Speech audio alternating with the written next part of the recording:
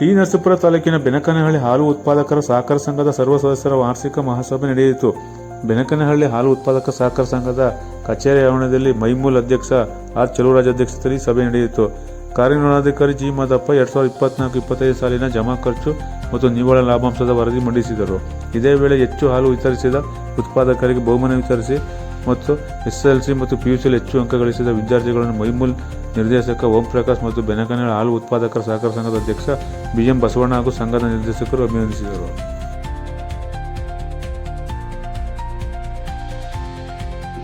ಆಸಕ್ತಿಯನ್ನು ವಹಿಸುವಂತಹ ಜನ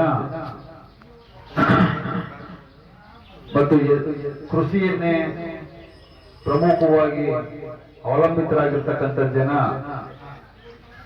ಬಹಳ ವಿಶೇಷವಾಗಿ ಬೆನಕನಹಳ್ಳಿ ಗ್ರಾಮದಲ್ಲಿ ನಾವು ನೋಡ್ತಾ ಇದ್ದೀವಿ. ನಿಮ್ಮ ಗ್ರಾಮದ ಸಂಘಕ್ಕೆ ಮತ್ತು ಕಾರ್ಯದರ್ಶಿಗಳಿಗೆ ಉತ್ತಮ ಸಂಘ ಮತ್ತು ಉತ್ತಮ ಕಾರ್ಯ ನಿರ್ವಹಣಾಧಿಕಾರಿ ಒಂದು ಪ್ರಶಸ್ತಿ ದೊರಕಿರ್ತಕ್ಕಂಥದ್ದು ಬಹಳ ವಿಶೇಷವಾದಂಥದ್ದು. ಮತ್ತು ಅದೇ ರೀತಿ ಮುಂದಿನ ದಿನಗಳಲ್ಲಿ ಇನ್ನು ಹೆಚ್ಚಿನ ರೀತಿಯಲ್ಲಿ ನಿಮ್ಮ ಸಂಘ ಅಭಿವೃದ್ಧಿ ಆಗಲಿ, ಮತ್ತೆ ನಮ್ಮ ಬಸಪ್ಪನವರು ಮತ್ತೆ ಎಲ್ಲ ಅಧ್ಯಕ್ಷರು ಎಲ್ಲ ನೀವು ಹೇಳಿದಂಗೆ ನಿಮ್ಮ ಸಂಘದಲ್ಲಿ ಏನು ಫೀಸ್ ಇಟ್ಕೊಳ್ಳಿಕ್ಕೆ ಜಾಗ ಇಲ್ಲ ಅಂತ ಏನ್ ಹೇಳ್ತಾ ಇದ್ರೆ, ಖಂಡಿತವಾಗ್ಲೂ ಪ್ರಾಮಾಣಿಕವಾಗಿ ಮುಂದಿನ ದಿನದಲ್ಲಿ ಒಂದು ಪ್ರಯತ್ನವನ್ನ ಮಾಡಿ ನಮ್ಮ ಒಕ್ಕೂಟದಿಂದ ಒಂದಷ್ಟು ಹಣವನ್ನ ಕೊಡ್ತಕ್ಕಂಥ ಕೆಲಸವನ್ನು ನಾವು ಮತ್ತೆ ಓಂಪಿನ ಮಾತಾಡ್ಕೊಂಡು ಮಾಡ್ತೀವಿ ಅಂತ ಈ ಸಂದರ್ಭದಲ್ಲಿ ನಾನು ಹೇಳ್ತೀನಿ. ಓಂಪಿನ ಹೇಳಿದಂಗೆ ನಂದು ಅಧ್ಯಕ್ಷರಾಗಿ 13 ತಿಂಗಳು ಮುಗಿತು. ನಾನು ರಾಜೀನಾಮೆ ಕೊಟ್ಟಿದ್ದೀನಿ, 5 ತಿಂಗಳಿದೆ. 13 ತಿಂಗಳಲ್ಲಿ ನಾನು ಅಧಿಕಾರ ಮಾಡಿದಂತ ಸಂದರ್ಭದಲ್ಲಿ ನನ್ನ ಆತ್ಮಸಾಕ್ಷಿಗೆ ಆತ್ಮತೃಪ್ತಿಗೆ ಬಹಳ ಖುಷಿಯಾಗಿ ನಾನು ಕೂಡ ಅಧಿಕಾರವನ್ನ ಮಾಡಿ ರಾಜೀನಾಮೆ ಕೊಟ್ಟಿದ್ದೀನಿ.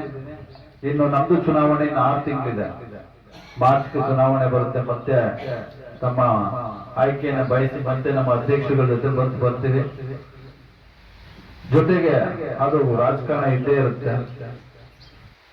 ಜೊತೆಗೆ ಹೈನುಗಾರಿಕೆಯನ್ನೇ ನಂಬಿರ್ತಕ್ಕಂಥ ಜನ ಬೆನಕನಹಳ್ಳಿನಲ್ಲಿ ನಮ್ಮ ಒಕ್ಕೂಟದಿಂದ ಕೂಡ ಹೈನುಗಾರಿಕೆಗೆ ಅವಶ್ಯಕತೆ ಇರತಕ್ಕಂತಹ ಮ್ಯಾಟ್ಗಳಿರ್ಬೋದು, ಮ್ಯಾಟ್ಗಳನ್ನ ಈಗಾಗಲೇ ಕೊಟ್ಟಿದ್ದೀವಿ. ಮಾದಪ್ಪನವರು ನಮ್ಮ ಊರಲ್ಲಿ ಹೈನುಗಾರಿಕೆ ಮಾಡ್ತಕ್ಕಂಥವ್ರು ಜಾಸ್ತಿ ಅವರೇ, ನಮ್ಗೆ ಇನ್ನೂ ಮ್ಯಾಟ್ಗಳು ಜಾಸ್ತಿ ಬೇಕು ಅಂತ ಹೇಳಿ ಡಿಮ್ಯಾಂಡ್ ಮಾಡ್ತಾ ಇದ್ದಾರೆ. ಖಂಡಿತವಾಗ್ಲೂ ಅದಕ್ಕೂ ಪೂರಕವಾದಂತಹ ವ್ಯವಸ್ಥೆಯನ್ನು ನಾವು ಮಾಡ್ಕೊಳ್ಳೋಣ. ಜೊತೆಗೆ ಚಾಪ್ಕಟ್ಟುಗಳು ಕೂಡ ಮುಂದಿನ ತಿಂಗಳಿಂದ ಚಾಪ್ಕಟ್ಟುಗಳು ಕೂಡ ಬರ್ತವೆ. ಆಸಕ್ತಿ ಇರ್ತಕ್ಕಂಥವ್ರು ಚಾಪ್ಕಟ್ಟುಗಳನ್ನು ತಗೊಳ್ಳಿ. ಅದೆಲ್ಲದಕ್ಕಿಂತ ಹೆಚ್ಚಾಗಿ ಬಹಳ ವಿಶೇಷವಾಗಿ ರಾಸುಗಳಿಗೆ ಇನ್ಸೂರೆನ್ಸ್ ಮಾಡೋದನ್ನ ಮಾತ್ರ ಯಾವ ಕಾರಣಕ್ಕೂ ತಪ್ಪಿಸ್ಬೇಡಿ. ಇನ್ಸೂರೆನ್ಸ್ಗೋಸ್ಕರ ನಮ್ಮ ಒಕ್ಕೂಟದಿಂದ 75% ಹಣವನ್ನ ನಮ್ಮ ಒಕ್ಕೂಟದಿಂದ ನಾವು ಕೊಡ್ತಾ ಇದ್ದೀವಿ. ಇನ್ನು ನೀವು ಕೊಡಬೇಕಾಗಿರುವಂತದ್ದು ಬರೀ 25% ಮಾತ್ರ. ಜೊತೆಗೆ ಮರಣ ಪರಿಹಾರ ನಿಧಿ ಅಂತ ಹೇಳಿ ಮೊದಲು ಯಾರಾದ್ರೂ ನಮ್ಮ ರೈತರು ಅಕಾಲಿಕ ಮರಣ ಹೊಂದಿದ್ರೆ ಅವ್ರಿಗೆ ನಮ್ಮ ಒಕ್ಕೂಟದಿಂದ 15,000 ಏನ್ ಕೊಡ್ತಾ ಇದ್ವಿ. ಈಗ ಅದನ್ನ ಎಲ್ಲರಿಗೂ ಸಾಮೂಹಿಕವಾಗಿ ನಾವು ಇನ್ಸೂರೆನ್ಸ್ ನ ಮಾಡಿಸಿ ಅದಕ್ಕೆ ಬರ್ತಕ್ಕಂಥ ಮೊತ್ತ ಹಣವನ್ನ ನಮ್ಮ ಒಕ್ಕೂಟದಿಂದ ಭರಿಸುವಂತ ಕೆಲಸವನ್ನ ನಾವು ಮಾಡಿದ್ದೇವೆ. ಸುಮಾರು ಮೈಸೂರು ಜಿಲ್ಲೆಯಲ್ಲಿ 65,000 ಜನ ರೈತರಿದ್ದಾರೆ, ಅಂದ್ರೆ ಹೈನುಗಾರಿಕೆ ಮಾಡ್ತಕ್ಕಂಥವ್ರು. ಅದ್ರಲ್ಲಿ ನಾವು 50% ಮೊದಲು ಕೊಡ್ತಾ ಇದ್ವಿ, 50% ರೈತರು ಬಳಸಬೇಕಾಗಿತ್ತು. ಅವಾಗ ಏನಾಗ್ತಾ ಇತ್ತು ಅಂತ ಹೇಳಿದ್ರೆ ಕೇವಲ ಒಂದು 20,000 ಜನ ಮಾತ್ರ ಒಂದು ಪಾಲಿಸಿನ ತಗೊಂತಾ ಇದ್ರು. ಆ ಒಂದು ಆಲೋಚನೆ ಮಾಡಿ ನಮ್ಮ ಎಲ್ಲ ನಿರ್ದೇಶಕರುಗಳು ಮಾತನಾಡಿ ಅದು ಸಂಪೂರ್ಣವಾಗಿ ಆ ಇನ್ಸೂರೆನ್ಸ್ ನ ಮೊತ್ತ ಏನ್ ಬರುತ್ತೆ ಅದಷ್ಟನ್ನು ನಮ್ಮ ಒಕ್ಕೂಟದಿಂದನೇ ಭರಿಸಿ ಈಗ ಯಾರಾದ್ರೂ ಮರಣ ಹೊಂದಿದಂತ ಸಂದರ್ಭದಲ್ಲಿ ಅವರಿಗೆ 1 ಲಕ್ಷ ರೂಪಾಯಿ ಪರಿಹಾರ ಧನವನ್ನ ಸಿಗುವಂತ ಕೆಲಸವನ್ನ ನಾವು ಮಾಡಿದ್ದೇವೆ.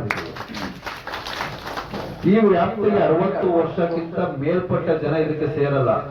60 ವರ್ಷ ಮೇಲ್ಪಟ್ಟಂತವ್ರು ಏನಾದ್ರು ಇದ್ರೆ ಅವ್ರಿಗೂ ಕೂಡ ಮತ್ತೆ 15,000 ಏನ್ ಕೊಡ್ತಾ ಇದ್ವಿ, ಅದರ ಬದಲಾಗಿ 20,000 ರೂಪಾಯಿನ ಅದನ್ನು ಜಾಸ್ತಿ ಮಾಡಿದ್ವಿ, 20,000 ಜಾಸ್ತಿ ಮಾಡಿದ್ವಿ.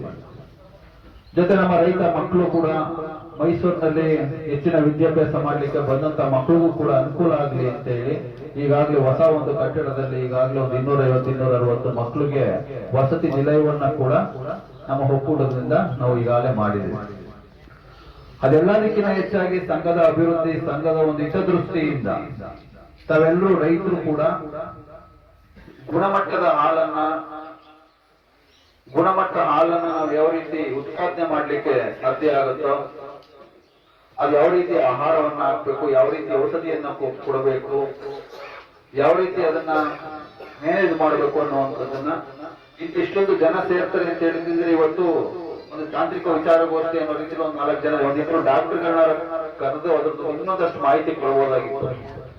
ಅಂಥದ್ದನ್ನು ಕೂಡ ಮುಂದಿನ ದಿನಗಳಲ್ಲಿ ಮಾಡುವಂತ ನಾವು ಕೆಲಸವನ್ನ ನಾವು ಮಾಡಬೇಕಾಗುತ್ತೆ. ಜೊತೆಗೆ ನಿಮ್ಮ ಮನೆಗೆ ದಿನ ಬಳಕೆಗೆ ಬೇಕಾಗ್ತಕ್ಕಂಥ ಸಿಹಿ ತಿನಿಸುಗಳಿರ್ಬೋದು, ತುಪ್ಪ ಇರ್ಬೋದು, ನಿಮ್ಮ ಮನೆಯ ಕಾರ್ಯಕ್ರಮಗಳಲ್ಲೂ ಕೂಡ ನೀವೇನು ಉಪಯೋಗ ಮಾಡ್ತೀರಿ ಅದಕ್ಕೆ ನಂದಿನಿ ಉತ್ಪನ್ನಗಳನ್ನೇ ಖರೀದಿ ಮಾಡಬೇಕು ಅಂತ ಈ ಸಂದರ್ಭದಲ್ಲಿ ಹೇಳ್ತಾ